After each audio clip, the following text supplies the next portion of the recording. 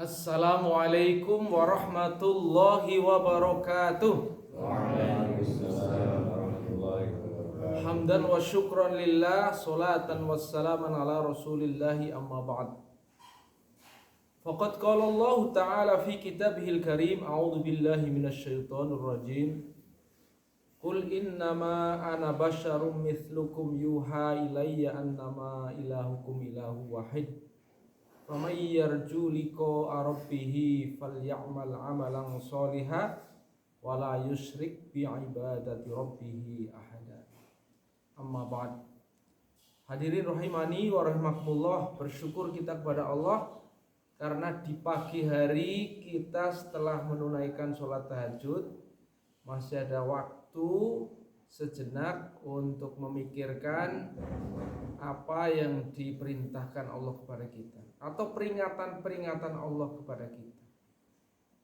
Hadirin rahimani wa rahimakumullah, Allah subhanahu wa ta'ala menjelaskan kepada kita tentang apa yang disabdakan oleh Rasul, bahwa Allah berfirman, Rasulullah sallallahu alaihi wasallam menyatakan atau bersabda apa yang disampaikan oleh Allah, yaitu qul, katakan wahai Muhammad, innama ana basyarum mithlukum, sesungguhnya saya hanyalah seorang manusia seperti kalian. Yuha ilayya, yang mana Allah telah memberikan wahyu kepadaku. Annama ilahukum ilahu wahid, sesungguhnya dialah Allah subhanahu wa ta'ala ilah daripada kita, Tuhan daripada kalian, Tuhan yang satu.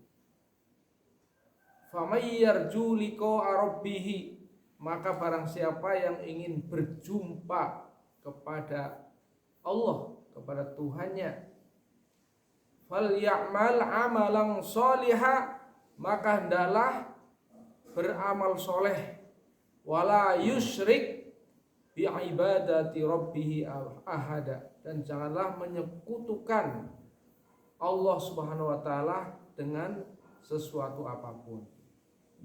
Pertama, kita harus paham bahwa Rasulullah SAW adalah bashar.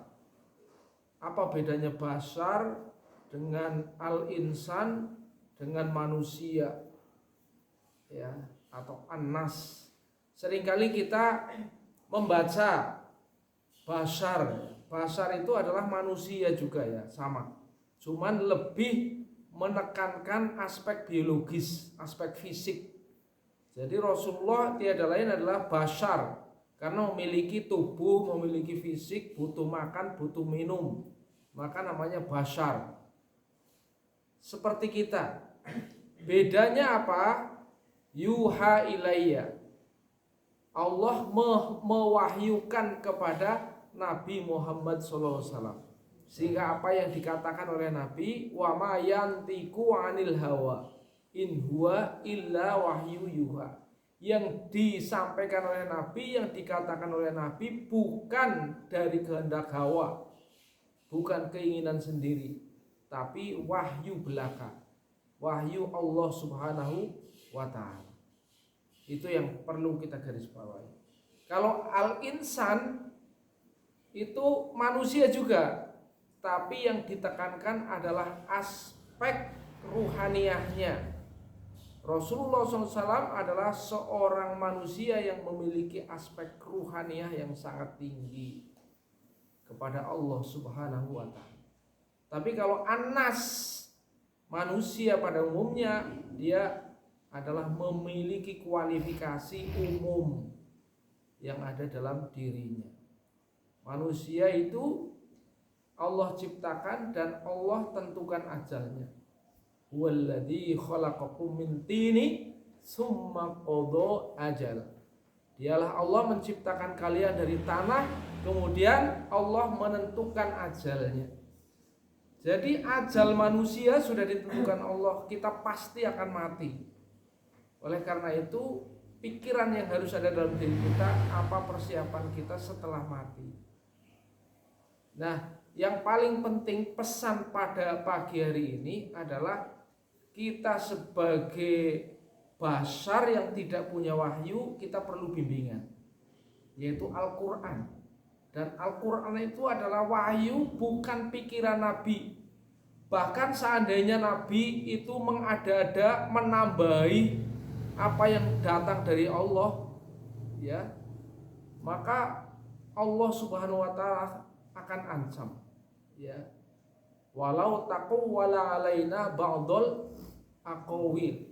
Bahkan seandainya Nabi itu mengada-ada apa yang disampaikan Allah, maka la akhadna minhu bil yamin summa laqata'na minhul watin, ya, akan diseret oleh Allah dengan tangan kanan, kemudian akan